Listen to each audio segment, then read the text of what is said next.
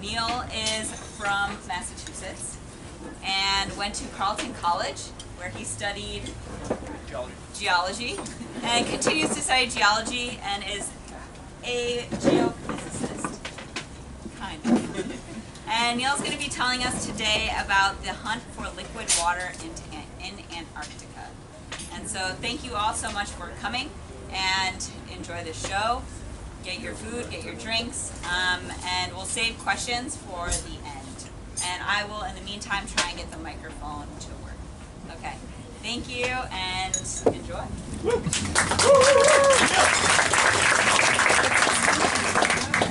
Hey everybody. Can everyone hear me all right? Yeah. All right. Yeah. Let me know if you can't, or if I'm screaming and ruining your dinner. Somewhere. Probably I'll try to find a happy medium. So anyways, thanks to the introduction, Monica, and thanks to a great place for hosting me, and Monica especially for guiding me through all this. I'll be telling you about some of the research that I've done in Antarctica over the about 6 years that I've been here working on a PhD. I'm a grad student at UC Santa Cruz, and I work with a ton of collaborators. I didn't bother listing them here, but I work with people who are biologists, geochemists, limnologists, those people who study lakes, soil scientists, engineers, and other geophysicists. So this research is sort of my take on a very interdisciplinary project. And when I was thinking about how to frame this, I kind of figured the best way to do it would be sort of in the realm of the thing about it as exploration. And how do we learn about places that are hard to get to and hard to study? And Antarctica, along with maybe like the Earth's oceans, are probably the last sort of places that we don't have a lot of just basic knowledge of what things look like there, what things look like underneath the surface. So Antarctica is, one of the last sort of frontiers where you can still like do basic exploration too. So I figured that I'd also sort of talk generally about where is Antarctica, why do we study it, what do people study there, and then I'll get into what I specifically study, and then I also have just some pictures of Antarctic life. Oh, okay. Is this better or worse? What? Hold on. I'm on that. Better or worse? I'm on that. Okay, let's. Yeah. He's EQing it. He's fixing it. You're good. Oh, okay. Hello, is this better? Better. Okay. I got you. Don't worry. You can take it out, Neil. Yeah, you can take it out. Oh yeah, rocks. Oh boy. You sure you're ready for that? Yeah. It has a switch. To release it? Thank you. Of course. You never actually get to. Okay. Yeah.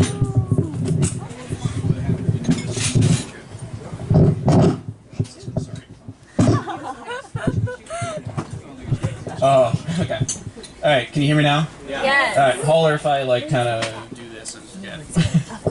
Okay.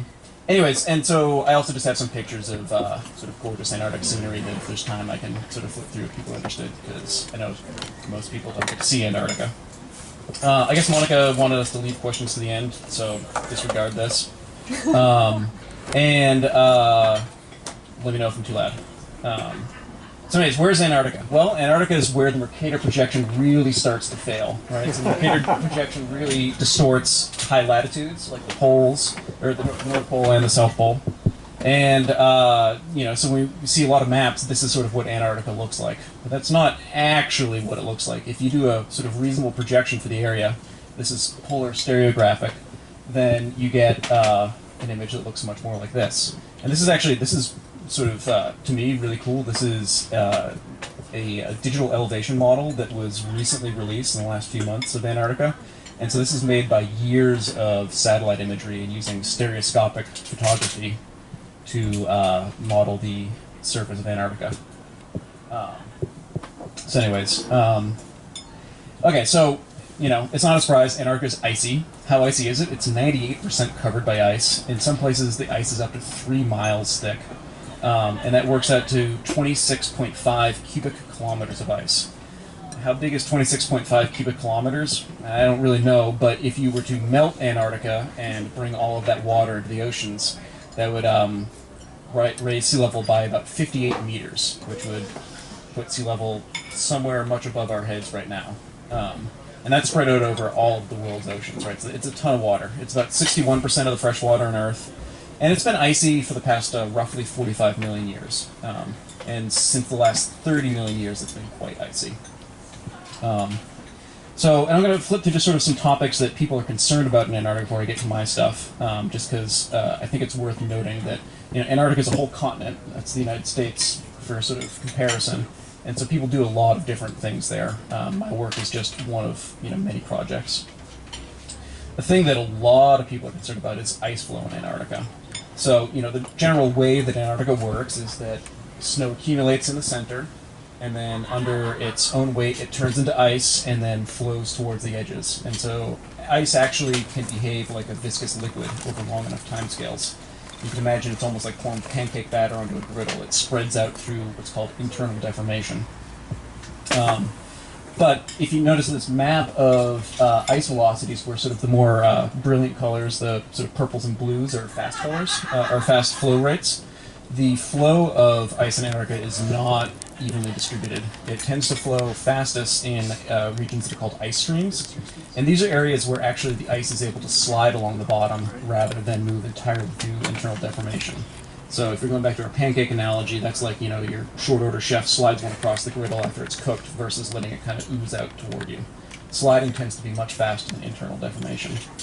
And this is not really what I study, but it's really worth noting, because if you ever see a talk about Antarctica, odds are you'll see people talk about this, because one of the main motivations for studying Antarctica is, what is going to happen to sea level in a warming climate. And a lot of that has to do with how much ice and how quickly that ice will be carried to the oceans through these ice streams here. So this is an area that is, a huge portion of Antarctic research is focused on right now, is the stability of these ice streams. Will they carry ice to the edge faster, or will they stay about the same as we increase sea level and as the Earth warms? Right now, the consensus is looking like that there'll be feedback where as ocean levels rise, as the water warms, there'll be faster flux of ice to the edges. Also, and this is another broad category, people just really use Antarctica to learn about Earth history and climate history. Probably everyone's heard about taking ice cores from Antarctica. Also, if you just look at the past evidence of ice sheets on the continental shelf in Antarctica or in other areas where there are mountains that are currently unglaciated, we can learn a lot about Earth's past climate from that. Another area, and this is again not what I do, but sea ice is a really big thing that people study in Antarctica. And so basically the size of Antarctica doubles every winter when the sea ice grows out. The amount of sea ice that forms around Antarctica is equal to the grounded ice on the continent of Antarctica. And this sea ice, unlike the glaciers, actually forms by freezing seawater. And that process is important for ocean circulation and is an important habitat and barrier for organisms to live in the Southern Ocean and around Antarctica. And also, and this is where you get like sort of like the sexiest big science, is you can do really cool physics in Antarctica. And partly you can just do astronomy there because it's radio quiet. There's not a lot of interference. No one's broadcasting a radio station there or a television station. You have 6 months of polar night in which to do your observations of the sky. And then the big thing is, has anyone here heard of IceCube before? It's a neutrino detector that's buried at in the Antarctic ice cap at South Pole. So it's down up to 2,500 meters below the ice surface, which is a mile and a half. And we use it to detect neutrinos, which are otherwise very hard to detect, but the conditions at Antarctica make it easier to detect them there. So anyways, that's just a brief survey of what people do in Antarctica. What do I do? In a sentence, I use geophysics to find liquid water. And the reason why we have to use geophysics is that Antarctica has very little precipitation. It's a very high ablation rate, which ablation is basically how fast ablation is the process by which liquid or solid water gets lost. So that's either through evaporation or sublimation of ice. And Antarctica is very cold, so it's not like it rains there, except for a few places at sort of lower latitude. It's all coming down as snow, and then often just evaporating or sublimating before it really enters any sort of hydrologic cycle. And so this map right here actually sort of shows the mean annual precipitation in Antarctica, and you can see that almost all of it is classifies as a desert. There's very little precipitation. This is, you know, counting all snow and then converting that to an equivalent amount of water. So then where is there water in Antarctica? Well, the easy answer is it's under the ice. If you put a thick enough glacier on top of the land, it actually insulates the bottom. And so it acts like a you know, big cold blanket, but it's warm enough to keep liquid water from freezing, because the air temperature is very, very cold, but the ice itself can keep the bottom at a temperature where water will remain liquid. Also, when you have sliding ice, like in our ice streams, there's friction at that interface, and that generates enough heat to enable melting. And then also there's something called pressure melting, where basically if you squeeze ice hard enough, through its own weight, for example, if you have 3 miles of it, that will actually cause the ice to melt. And so that allows us to find water in large swaths of Antarctica. We know there are subglacial lakes. The largest you might have heard of is Lake Vostok. There's a bunch all over the continent. And there's also a thin layer of water underneath most of the ice streams. But what about areas with very little ice? You know, this is sort of like all the things are primed to have water if we have thick ice.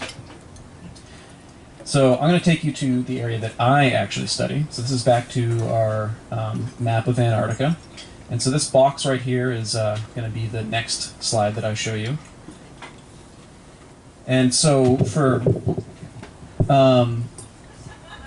to locate yourselves, Ross Island is labeled right there. That is where McMurdo Station, which is the largest American and largest overall permanent station on Antarctica, is. It's also shared with the New Zealand station right across the way from us. And then it's really just a short helicopter flight across the McMurdo Sound over there to the McMurdo Dry Valleys. And they are where we can actually find an area with very little ice. So this is a satellite image.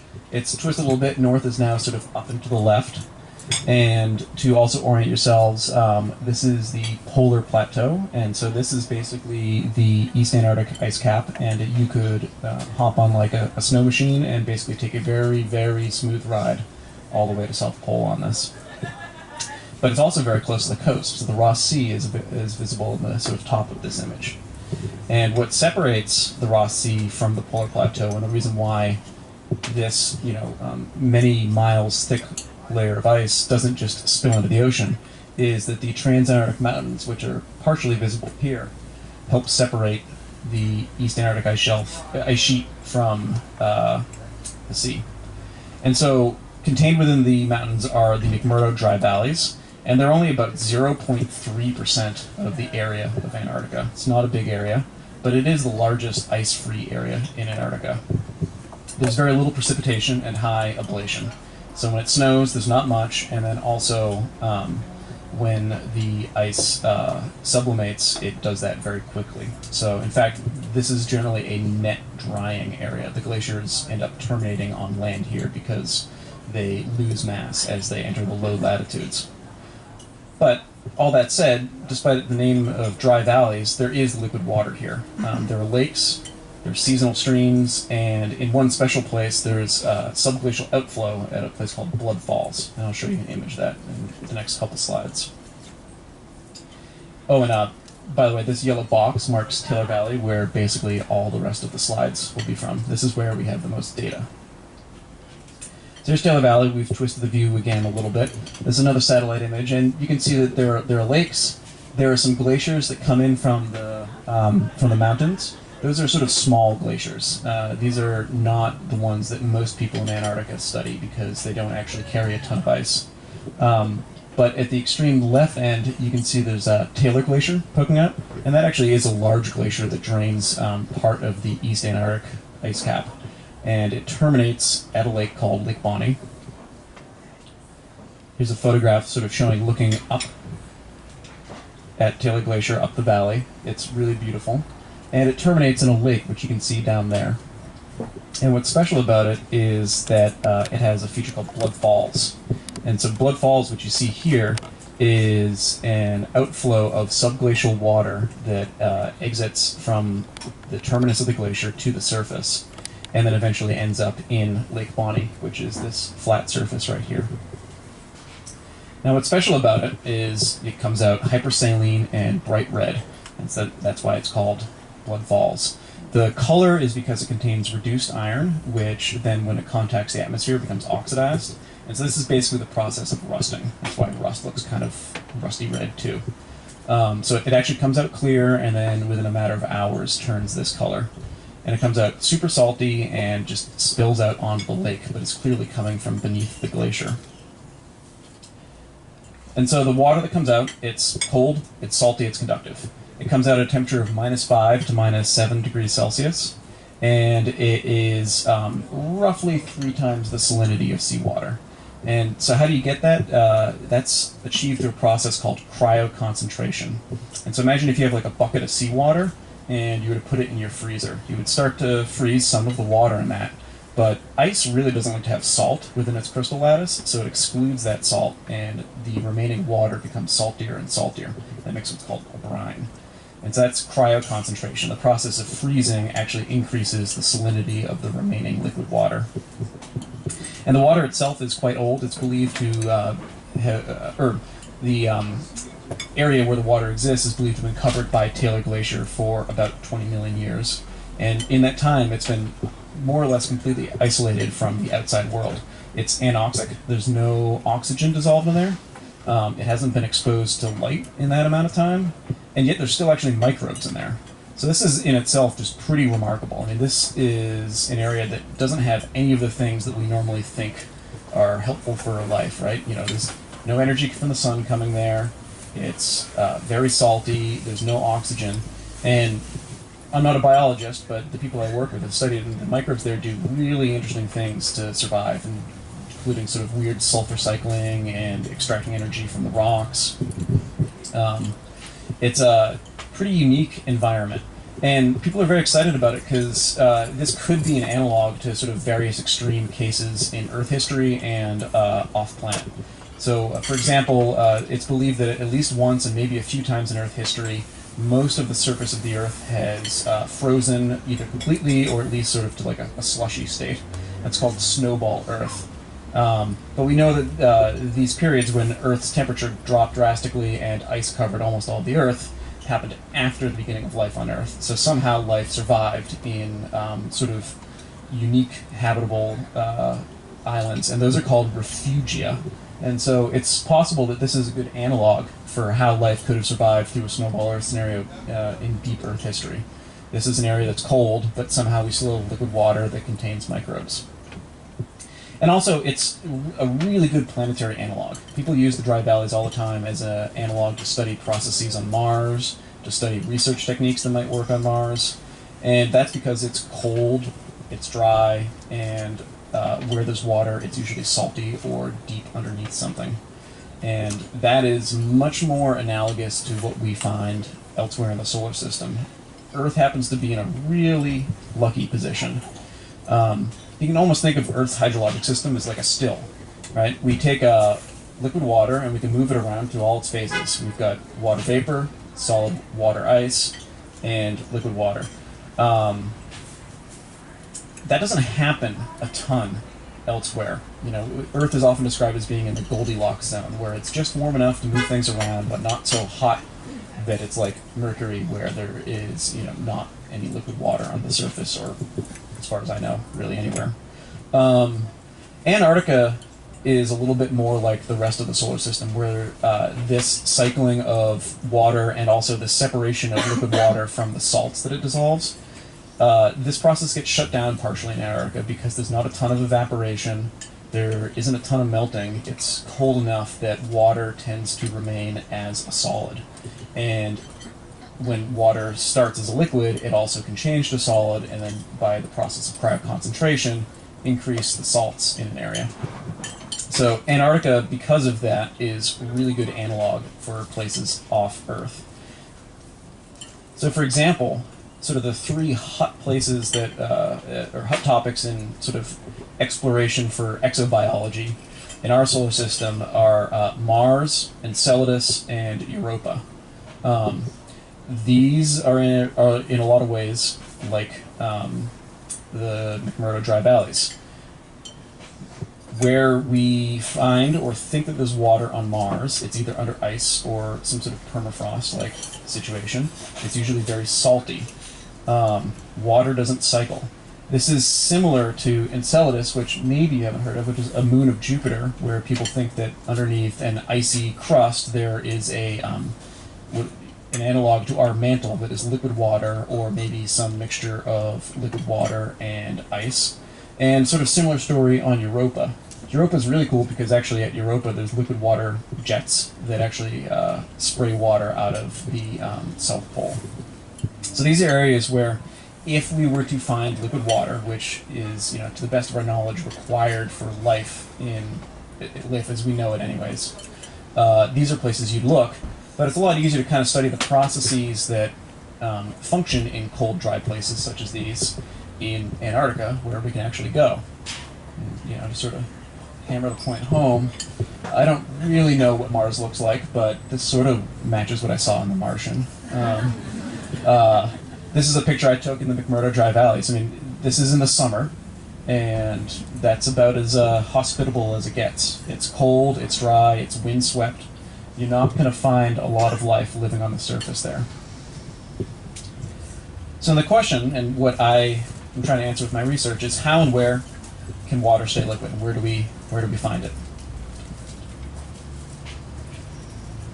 And so, some question to that is, how does liquid affect the dry valleys? And does this water tell us something about the history of the dry valleys? And this is largely a story of heat and salinity. These are sort of the two things that control whether water can be a liquid. You add enough salt, you can stay liquid at temperatures below freezing. You add enough heat, then even if it's cold at the surface, then if you heat it from below, then it can stay liquid. And so, this is sort of just the conceptual model. Just at the surface of Antarctica, it's very, very cold. It's not a surprise. And then as you go down, it's actually warmer at depth, and that's due to the geothermal gradient. Anywhere you go on Earth, as you dig deeper, it gets warmer. And so the real question is just, where is our transition from frozen to not frozen? And that's sort of what I've represented just very symbolically with the dashed lines here. And there's a number of processes we can do to bring that transition closer to the surface. And the closer to the surface that transition happens, the much more meaningful and relevant it is, because it's not locked away from access to the active cycling that does happen at the surface. So, like I mentioned, if you had salt, you can bring this closer. Even though it might be below freezing, you can still have liquid water. That's why we add salts to our road in the winter, if you're from Massachusetts like me.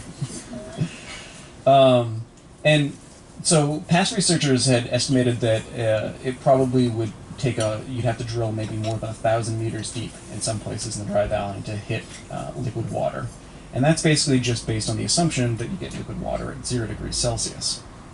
They weren't taking into account that it's very salty there. And then also, and I won't talk about this much, except if we have a lot of time afterward, and I've got some other slides from another project, but you can also increase the geothermal heat flux from below and also melt it. And I have some data that I measured from a volcano in the region where you can sort of see the effect of a higher geothermal heat flux, which is not surprising at a volcano. So how do we find the brine? I use a number of geophysical techniques, but I'll be talking mostly about electromagnetics in this talk. And the advantage is that electromagnetics helps us differentiate brine from ice, from rock. It's very good at finding conductive materials, and brine, being salty water, is very conductive. So we use a system called SkyTEM. The TM stands for Transient Electromagnetics. And it is a system that's mounted beneath the helicopter and flown, and it takes measurements. And I will, let's see how I'll explain this. And basically it works by inducing currents in subsurface conductors. So this is a schematic of it. This was obviously not photographed in Antarctica, but in a field in Denmark in summer where the system was built. And this is the system right here. It's basically a loop suspended from a helicopter up there. And the way it works, and it doesn't matter if you don't follow exactly how this works, because basically it measures the conductivity of the subsurface. But for people who are interested, you send a current through the primary loop, and that generates a magnetic field if you send a transient or a time-varying electric current. And so we can then generate a time-varying magnetic field that's directed into the subsurface. And then if that magnetic field encounters conductive materials, it generates eddy currents, and then they actually decay and send back a secondary magnetic field, and that's what we measure with the system. It really, if you recall back to like high school or college physics, a lot of right-hand rule stuff, where basically if you send a current, it creates a field in the other direction. But the long and short of it is that we can use it to measure how conductive the subsurface is, and that's really what matters. And it's really useful because if it's conductive, in McMurdo Dry Valleys, it's probably liquid water, it's probably salty water. Ice is not conductive. Rocks are not terribly conductive. But water, especially if you add salt to it, is very conductive.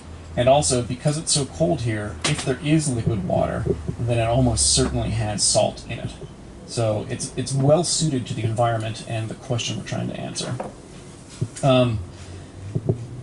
I'll be reporting my data as resistivity, which is actually just the inverse of conductivity. So something that is high resistivity is something that is hard to send an electric current through, and something that is low resistivity is something that is easy to send an electric current through.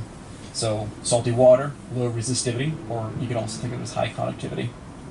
The units, if you're paying attention and care, are ohm meters. And just for comparison, seawater at 0 degrees Celsius has a resistivity of 0.34 ohm meters. Just sort of a point for comparison. And that's like a pure bucket of seawater. It becomes it changes if you have seawater, say, distributed in pore space. So this system, this is the first use of a airborne EM system in Antarctica. It's been used a lot elsewhere. It was actually flown over Monterey Bay last year, maybe 2 years ago, looking for saltwater intrusion into the aquifers. And it's widely used to hunt for water, metals, and permafrost in the Arctic. So some advantages, of course, that it covers a lot of ground quickly. We're traveling at the speed of a helicopter rather than the speed at which people can carry a system on the ground. And you don't need contact with the Earth, which is important because it's actually hard to get electrical contact in the dry valleys because it's so dry there. And also it means that we don't need to put this thing down, and we don't need to have any sort of footprint on the Earth, which is nice because it's very low impact. The system never touches the ground. It allows us to learn a lot in environmentally sensitive areas where it would otherwise not be allowed, for example, to drill.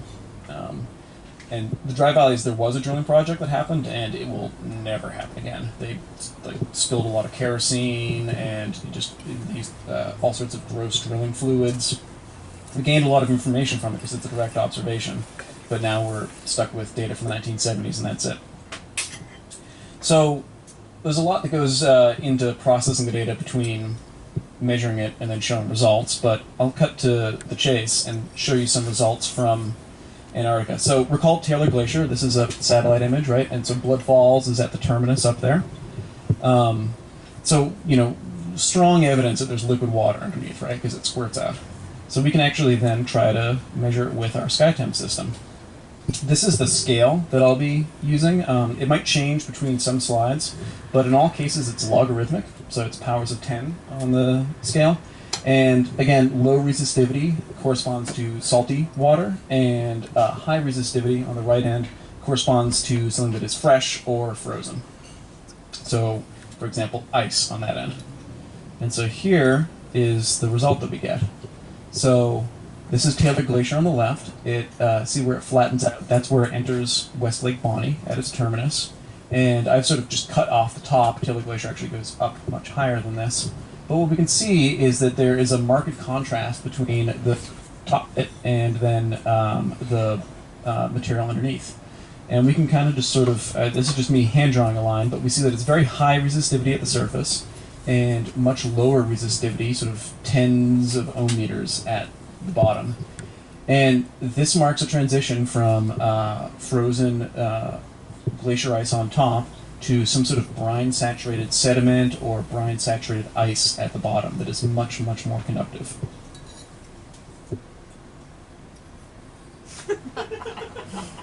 They gave it to me.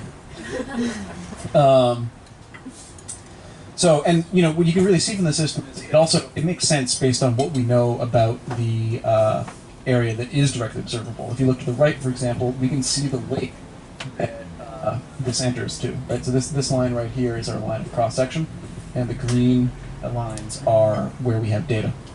And what you can see is we have a hypersaline lake. It's very, very low resistivity, but the top of it is higher resistivity because it actually has a layer of fresh water floating on top, and on top of that, a layer of ice. So, you know, it passes sort of the sanity test that we see conductive material where we think there should be conductive material.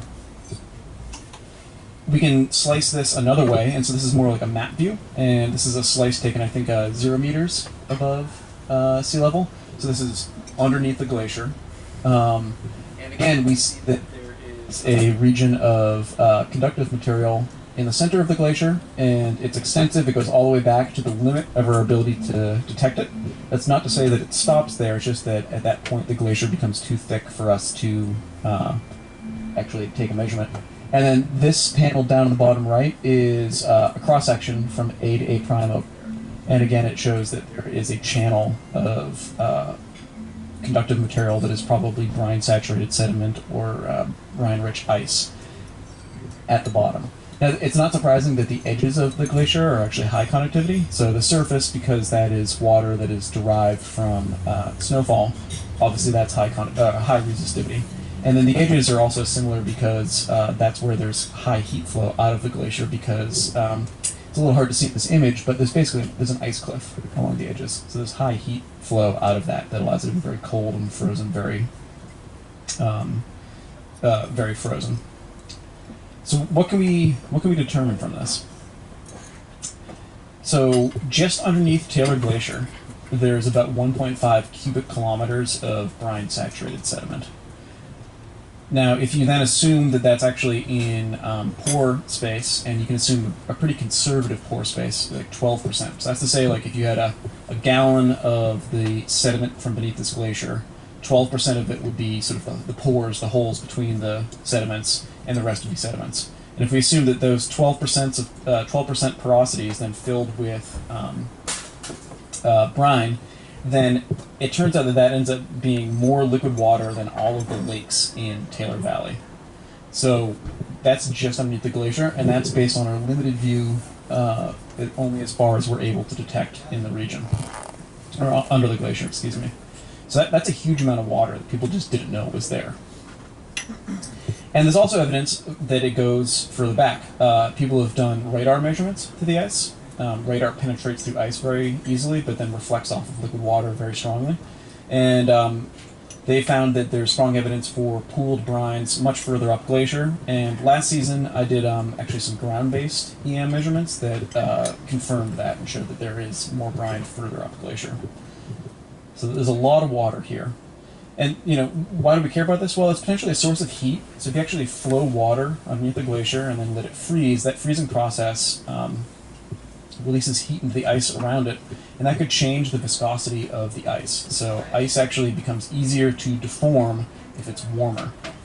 It's not incredibly surprising. Basically, the colder something is, the harder it is typically, and it won't deform internally very much. And so that changes how the glacier flows. But then also, if there's liquid water here, that actually might mean that this glacier isn't moving entirely through internal deformation, but actually is sliding along its base. And that's important because maybe this is actually acting more like an ice stream, like those ice streams I showed you on the velocity map at sort of the beginning of this talk. Maybe it's behaving more like an ice stream than a very thin, cold glacier.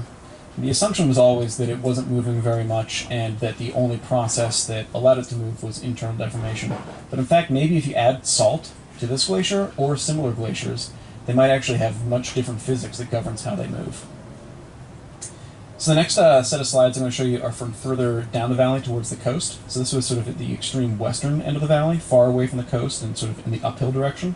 And so now we're going to move down the valley towards the ocean. And so that's what we see in this image right here. So the Ross Sea is to the right of the image, where we basically see white, that's sea ice. And Taylor Glacier would be sort of somewhere over here on this image, if it were to continue. And this red line is showing a profile that I'm going to bring up next. It crosses a bunch of lakes, you can see flat white areas, and then glaciers that come down from the mountains, as well as just sort of exposed dry ground that is permafrost at the surface. And so again, this is the scale we're going to use.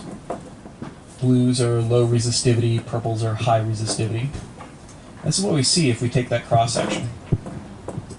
For example, this right here is that glacier, the big one in the middle right there. That's Canada Glacier. And this sort of smaller high resistivity area is, or no, sorry, this one is that small glacier right there. And then that high resistivity lump over there is hard to see on the image, but it's an area called Coral Ridge. It's probably a moraine left behind by glaciers. So those are the high resistivity areas. But if you look, you can also see, for example, like when we cross Lake Frixell, which is sort of the big lake with the island in the middle, we can see that right here. And we can also see that there are other lakes that are less conductive, but this one right here is Lake Hoare right there.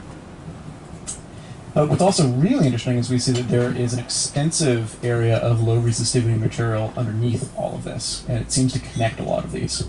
Right? You can see that Lake Frixell is basically sitting over a similarly conductive aquifer, is what I would call it, and that we see that that aquifer seems to connect Lake Hoare underneath underneath Canada Glacier to the aquifer surrounding Lake Frixell, and then we're missing data on the coastward edge, but it really looks like there could be a connection to the ocean there.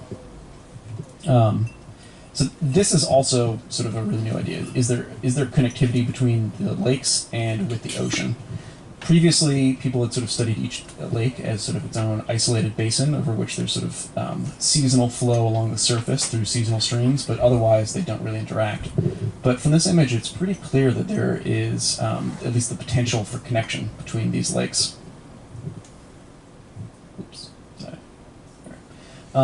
So I'm going to zoom in on, this is Lake Frixell right here, which is, again, that part sort of in the lake in the middle on that image. And I'm going to show a slice of the resistivities at 150 meters below sea level, which is roughly 150 meters below the surface, because we're very close to the ocean right here. And I've outlined in white the surface extent of Lake Frixell, right there.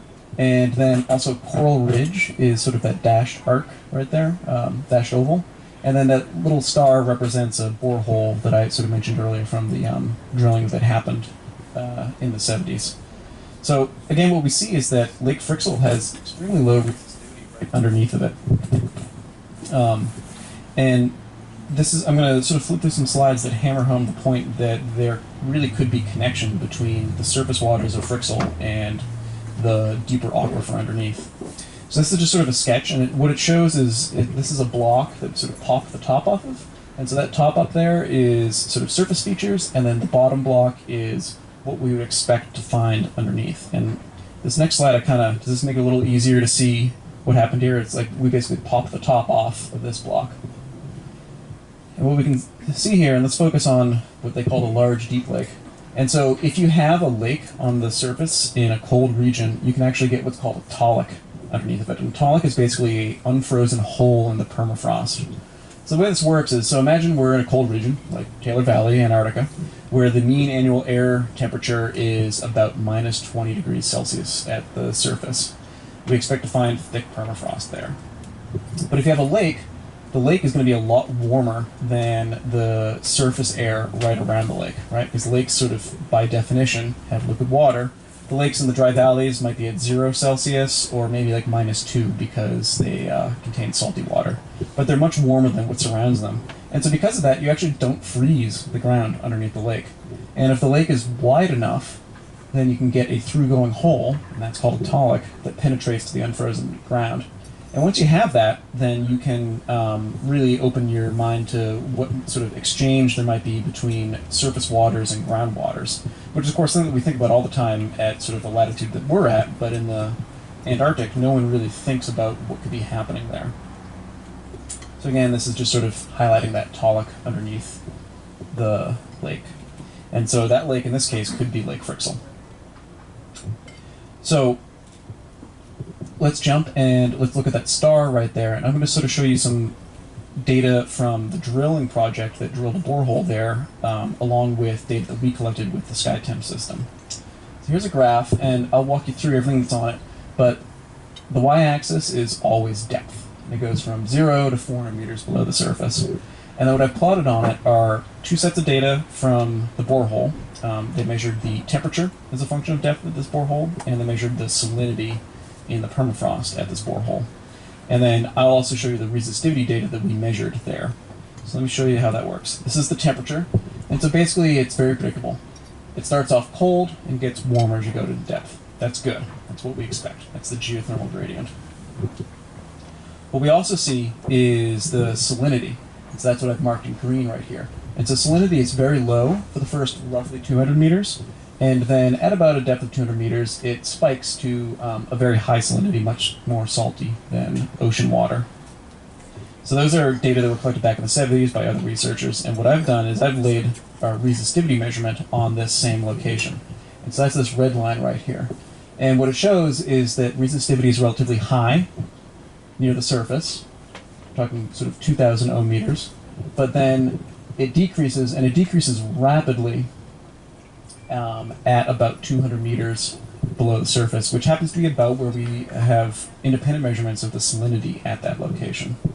And so what's the significance of this? Well, one, everything makes sense, right? This is sort of what we expect. We're working on the assumption that our resistivity measurements are measurements of salinity, right? So we see that the salinity increases and the resistivity decreases at the same location. It's about 200 meters below the surface, maybe 150 depending on what you want to say. And then the cool thing is we can also then read off the temperature range that this happens over, right? Because we also have those temperature measurements. And what we find is this transition happens at temperatures of about -10 to -5 degrees Celsius. And that's helpful because that's an independent constraint on how saline the water must be, right? If it were happening at much colder temperatures, then the water must be more saline than we would expect it to be. But instead it's happening at a temperature range that is similar to measurements that have been made in other areas in Taylor Valley. So we're seeing a range of -5 to -10 is sort of our transition to unfrozen permafrost. Blood falls, the water comes out at -5 to -7 degrees Celsius. And then people have modeled the bottom conditions of Taylor Glacier, and they found it's probably -8 degrees Celsius there. So, in my mind, this suggests that maybe the subsurface is much less heterogeneous than the surface. You know, the surface with these lakes that are much warmer than the ground nearby, they're much wetter, obviously. But if you actually go to the subsurface, you can see that everything's kind of the same. It seems like this stuff is all about the same temperature, which probably means it's got similar salinity everywhere through the region. And that's good, because that means we can start to generalize about the area instead of making sort of the unique story for every single place where we have a measurement. And so there's sort of one last thing that I want to talk about from the data that we have in Taylor Valley. And it's, can we sort of tell something about the past using this data? So this is, a very quick to make measurement of present conditions, but it's actually possible that we could sort of make some inferences about what the history of the valley is there. And so this is that same slide I showed from a few slides ago, but I also want you to notice, see the extensive region of sort of yellow and green surrounding Lake Frixell? That's higher resistivity than directly underneath Lake Frixell, so it's probably not quite as water-rich and maybe not quite as salty, but it could be some mixture of ice and brine in the area. And it fills basically the entire valley floor. And this is interesting because it's a large unfrozen area, and it might be sort of what we call the thermal echo of a larger lake. And so the story there is that at the last glacial maximum, or basically the previous ice age, it's believed that the Ross ice shelf, which is indicated by the retreating RIS in the top right corner, that actually advanced and plugged up the end of Taylor Valley, as well as a number of the valleys in the region, and created a glacially dammed lake. And this is not a crazy process. This is believed to happen all over in the southern hemisphere and the northern hemisphere. You basically have a big wall of ice that acts like a large dam. And not everyone agrees with the story, but many people have speculated that this plugged up a large lake that is larger than the present extent of Frixell, which is indicated by the dark blue there. And then it could be anywhere from, this is sort of a conservative estimate shown in the teal right there. It could have been anywhere from that size to something that basically filled the entire valley. And this has been dubbed Glacial Lake Washburn, and it probably filled the valley. people have big debates about how far, how extensive, and how long it was there. And so what you can imagine, though, is imagine eventually you start to drain this lake. And, the valley is sort of U-shaped like this. And if you drain the water down, then you can start to freeze permafrost at that newly exposed land. And that'll start growing down. And then as this lake drains lower and lower down to its present extent, you've exposed at different times different bits of land where permafrost starts to grow. And then also at the very bottom waters of this lake were probably kind of salty, so they probably left behind a lot of salt in the region.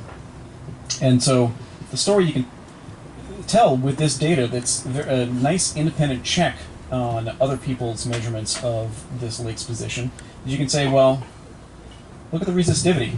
We see a pretty large bathtub ring, basically, of low resistivity. So this is potentially showing an area where the lake drained and exposed more recently than the higher land around it. And that since then, permafrost has been growing down and cryoconcentrating salts that always end up at sort of the bottom of that permafrost. And so this actually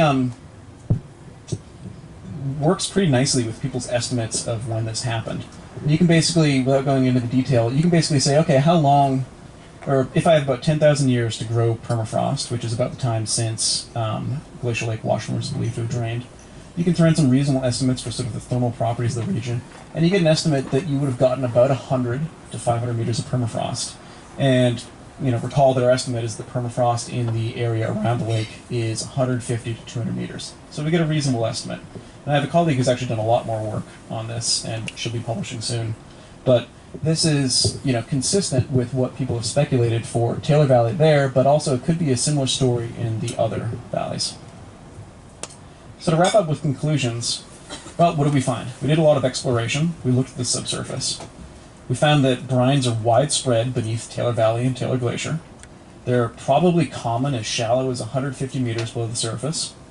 And they exist as liquids between -10 and -5 degrees Celsius, and are about 3 times saltier than the ocean. And that's just sort of the general case that I showed for not only Taylor Glacier, where we can measure at Blood Falls, but I think for the region as a whole.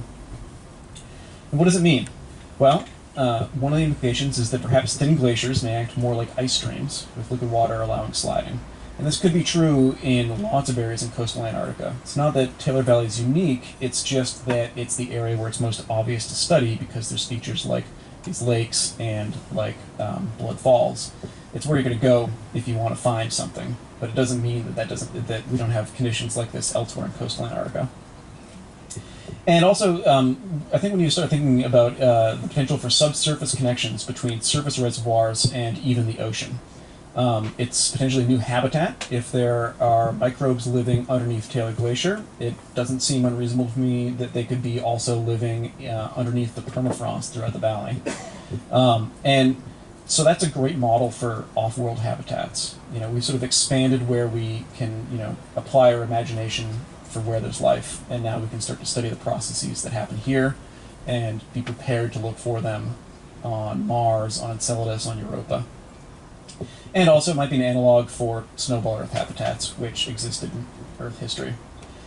And then the last thing is, this is a sort of independent check on a lot of other people's arguments for positions of past lakes, like Glacial Lake Washburn. It doesn't really require a ton of complicated lab work. Other people use chemistry and exposure dating and lots of complicated stuff to come up with a good story. But this is a really good check that just works on simple assumptions about the thermal properties of the region. So I think with that, I'll wrap up. Any questions?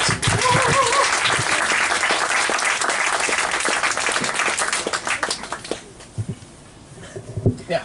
So on one of the early cross sections of the glacier, you showed kind of where the liquid saline area was, and you described it as a channel as opposed to like the bottom layer.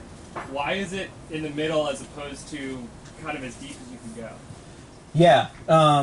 Neil, will you repeat the question? Oh, yeah. So Josh's question was, why did the brine look like a channel in Taylor Glacier rather than sort of like going as deep as you can go? Partly that, and I can actually just flip back to that. A lot of that might have to do with sort of the limitations of the processing. So you can actually see sort of the faded out area beneath. That's called our depth of investigation. So basically, the signal doesn't propagate very far through conductive materials. So we're basically blind to anything beneath a conductive material there. So that's part of it. The other is that it's probably not crazy that it's in the center. You know, I mentioned that the sides are obviously very cold, and then this thing does have to have a bottom, right? Eventually hit bedrock. So you know, in that sense, it does have to have some sort of bounds on it. But with all of this, you have to be careful about how much confidence you put in any single measurement because you know the inversion. It's a diffusive method. It doesn't give you you couldn't put your thumb on a single layer. Maybe if you flew over with like an angle in the measurement, could you get underneath to maybe see underneath things that you would be normally blind to? Yes, so the question was if we had the instrument like at an angle, could we sort of see underneath things? I don't. So I'm not the engineer who built the system, but I think the answer to that is mostly no. So this is first of all, it's tempting to think of this as like sort of like a wave, like radar. We kind of send out a pulse and it comes back. It's not actually like that. It actually follows sort of diffusion laws rather than the wave equation. So I don't think it's super sensitive to its angle of orientation, and also you end up getting edge effects no matter what. So it doesn't really work if you have like a rapid change in the subsurface in a lateral direction. So it definitely has its limits, but it's very good at penetrating through ice. Yes. I have a question. That's more a basic question. So we have ice sheet and we have sea ice. At the intersection between the two, have there been studies that explain what happens between the two zones? And could that, could the sea ice be the reason for the crystallinity or the brininess of the channel that we're seeing? Yeah, it's a good question. So the question was sort of generally about what's the connection between glacier ice and sea ice, and does it cause the salinity that we see? So the formation of sea ice is very much an analog for the formation of at least some of the ice in the dry valleys and the cryoconcentration process that creates the salinity. So that's absolutely true. More generally, what's the connection between sea ice and glacier ice? I'm not sure what people are working on that. There's sort of three large groups of ice in Antarctica. There's the ice sheets that are grounded on Antarctica itself, and then on ice shelves, those ice sheets actually become buoyant and float in the seawater, and so those are similarly thick bits of ice. And then the sea ice itself is seasonal, and so it basically melts and breaks up in the Antarctic summer. Did that answer your question? There's a lot wrapped in this. The sea ice is interesting. I don't do it, but Because I know that there are some pockets of water that don't freeze in Antarctica because it's so salty. yep. So where does the brine come from? Where does the salt come from? In those pockets. Well, in general. Yeah, so there's a whole region. So in the sea ice, there's things called polynya, which are they cause mostly because there's tends to be very strong wind that comes off of Antarctica toward the ocean, and that actually blows open sort of like holes in the sea ice. They're very important from a biology perspective because that's where like animals come to the surface and feed, or if you're a mammal, you can go up there and breathe. And then yeah, it's sort of like the larger question of the origin of the brines in the region. It's an interesting one. The safest explanation is just that a lot of these areas are coastal and they used to be flooded by the ocean, and then you can cryoconcentrate that. There's also a pretty large flux of salt through sea spray, similar to here, right? It's why things rust out if you're close to the ocean. But also, like I mentioned, because we sort of slowed down or shut off the hydrologic cycle, you end up with like ice that is in very long contact with rocks, and so you can have prolonged ice-rock interactions where you can basically dissolve a lot of ions out of rocks, and they can become part of the brine too. And so you can kind of extend that to my PhD advisor likes to talk about Antarctica as potentially being a continent pickled in brine, which is sort of a bold statement that's meant to start conversation, but yeah, there really could be in an area where we don't have a lot of freshwater input, there could be a lot of salt there. It's also like, imagine you have like a small tropical island normally, like, it rains and you end up with a lens of fresh water sitting on top of salty ocean water in your groundwater. But in this case, we don't have that rain happening. So potentially, we don't really have that flux of fresh water that pushes out a lot of the salt water in the region. So, in light of the UN climate report that just came out, Mhm. what do you think is going to happen to this region? And when you were up there, did you see a lot of soot on the ice causing it to melt faster, considering all the fires we've been having? Yeah. Okay. So the question was about, like, what do we expect in light of the recent climate change report put up by the UN and also soot. So to answer the soot question, I don't know a lot about that, but I didn't see any. Antarctica is actually kind of isolated from the ocean and atmosphere circulation of a lot of the rest of Earth. And that's partly why it's so cold there, is it's hard to pump heat from the rest of Earth to the high latitudes there. So there's actually there are circulatory currents that go around Antarctica, and so they sort of become hard to cross. Soot is a big concern in other latitudes for sure. There is an irony in I've got some pictures I can show later if people really want to stick around. But we fly these big military planes that just burn jet fuel very inefficiently. When they take off, there's just a cloud of soot. I mean, it's not actually sort of significant on the continental scale, but there is sort of an irony where a lot of people are concerned about climate change, then we basically leave like this dark streak across the ice when we take off. To answer the bigger question about climate change, I don't know. The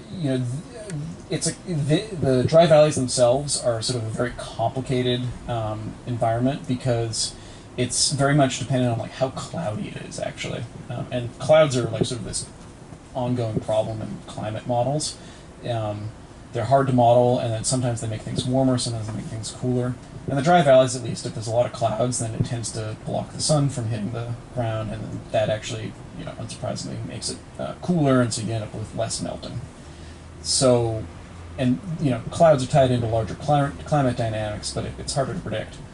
People are really concerned about marine terminating glaciers, so like the ice streams, because that's where they interact with the ocean, and the ocean, sort of two big things that it does is one is it melts them because ocean water has a high heat capacity and it's decently thermally conductive. So basically, if you put a cold glacier next to relatively warm water and also water that's getting warmer with climate change, then that can enhance melting. And then the other big thing is if you raise sea level, it's like having an ice cube in your glass, right? If you put an ice cube with no water in there, it sits in the bottom of your glass. You pour a little water in, your ice cube isn't going to float. But if you pour enough water in, your ice cube starts to float, right? And so if sea level rises, the big concern with these ice streams is that you start to float them. And then the really big concern is that a lot of them are actually on their bottom sloped, sort of, it's called like backwards, reverse sloped, where this is towards the center of the continent. And so you can imagine if you start to get a little water in here, it's going to flow downhill. And it can actually lift the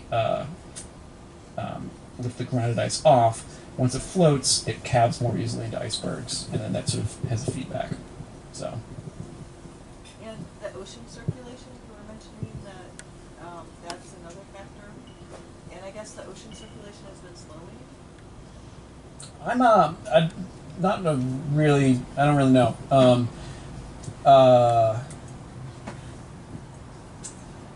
The big concern that people are concerned with is that you're actually taking so in Antarctica the sort of deep ocean waters are actually warmer than the surface water, which makes sense, right? Just again, air is cold in Antarctica, and the deep waters are very salty, which is why that they are negatively buoyant, and so they stay down the bottom.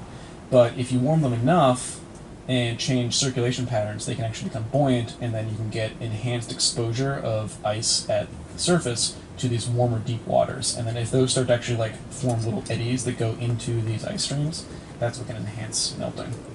This is sort of outside my realm of expertise, but that's sort of the big concern.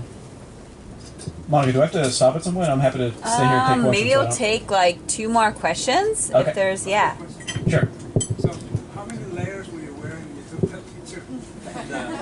And can you talk briefly about McMurdo Station? What is it like for scientists, young scientists like yourself? Yeah. That's a whole long one. I have some photos I can show like later. Or, you know, I know some people want to leave, or you know, I don't want to overstay my welcome.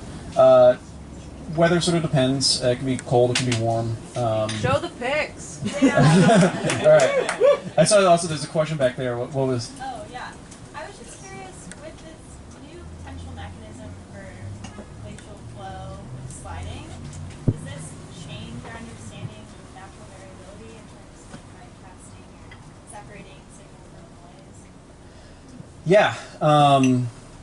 So, you know, the big picture goal for a lot of these glaciological studies is to improve our models of glacier movement, because those then tie into climate dynamic models. You know, so this area is an extreme case because it's salty, and you know, we have direct measurements of how fast ice streams are moving, right? We can do that with a variety of techniques.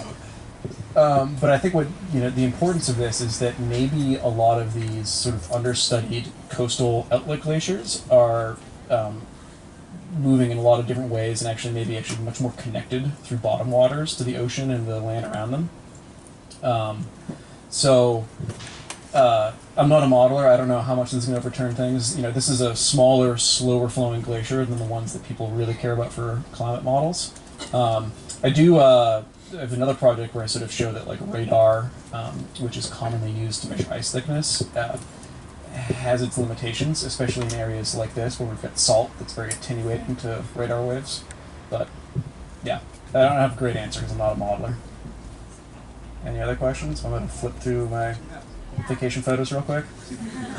This is the plane we take down. This is what the inside looks like. Yeah. Yeah, we don't fly first class. when you're in this, you're basically mutiny with the person across from you. This is a different kind of plane. This is a C-17, which is much larger. It's a turbojet plane. Is this out of Christchurch? Out of Christchurch, yeah. This is Christchurch, New Zealand to McMurdo Station in Antarctica. This is kind of cool because like this is a pallet of seats that like it slid in onto tracks. You can also have a pallet with like a tractor or a helicopter on there, and then there's more sort of seats around the edges. This is a view out of the cockpit as you come into McMurdo. It's absolutely incredible. There's just mountains beyond mountains and ice as far as you can see. This is Mount Erebus. It's the volcano I mentioned briefly. It's like 11,000 feet tall and has a lava lake in the middle, which is actually kind of unusual. It's like, if you asked like 8-year-old me to draw a volcano, I would have drawn something like this, but it's actually not really representative. This is the runway. These are just some shots out of a helicopter showing, these are sort of smaller glaciers. I think that's Commonwealth Glacier, which was in some of my slides. This, patterned ground is in the cryosphere. You get these processes that make these sort of weird patterns on the surface through these weird sort of convective motions. That's me sitting kind of awkwardly on a huge boulder, and these are called ventifacts. So because it's so cold here, chemical weathering is not really a process that happens very much, and so you end up, all the weathering is erosion through wind-borne grains, and so you get these pock marks that are carved by sand that's basically carried around by the wind there. It's very, very windy. Another glacier. Split Falls again. I think you've seen these. This is a little bit of McMurdo with Mount Erebus in the background. This is, it looks like a mining town. It's not a pretty town. These are like giant fuel containers, and then there's like buildings, a lot of like storage yards for stuff. There's not, you know, nothing green. And where are the Kiwis? They are about a mile and a half sort of to the right. Yeah, at Scott Base. Are they all Americans? Well, it's the American program, so it's run by Americans, but you know, I think basically anyone on a NSF grant, a National Science Foundation grant, goes there. I mean, I work with a team of international collaborators. My advisor's now a U.S. citizen, but is from Poland originally, so yeah, it's mostly Americans, but the Scott base, the New Zealand base, we work closely with them, and then there's collaborations with other people, but yeah, there's the Antarctic Treaty sort of governs how people work there. It's nice. I mean, it's you know, it's the only continent that's sort of devoted to science, and peaceful exploration. So this is in a very different area. This is my first year of research on. This is on a ice sheet with the tent blocked by a little half igloo. The clouds in Antarctica are beautiful. Look like this. This is what most of Antarctica looks like. I happen to be in sort of a uniquely pretty area. This is what a camp looks like in a remote area. Beautiful clouds. This is us doing active source seismic. Just hit a hammer on a plate, it makes a seismic wave. And of course, gratuitous penguin shot. So, I think I'd better wrap up. I'll stick around if anyone has any questions. I'm happy to talk more. So, thanks everybody.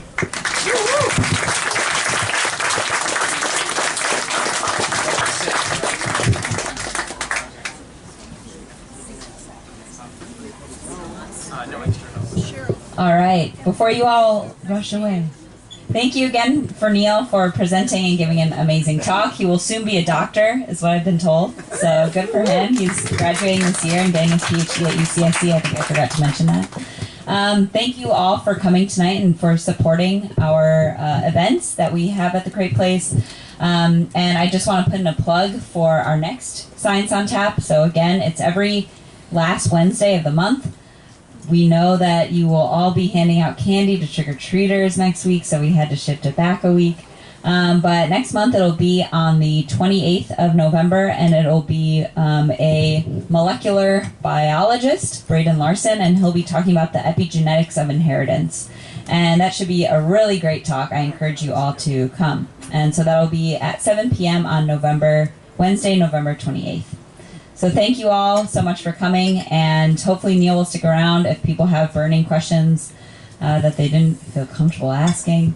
And thank you again. Have a good one.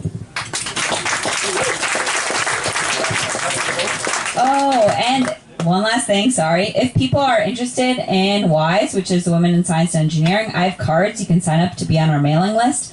We basically promote diversity and inclusion in the sciences and engineering, specifically, of women and minorities that are often underrepresented.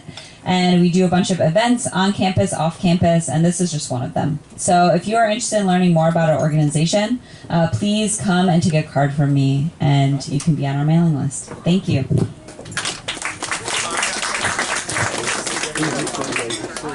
There's more coming.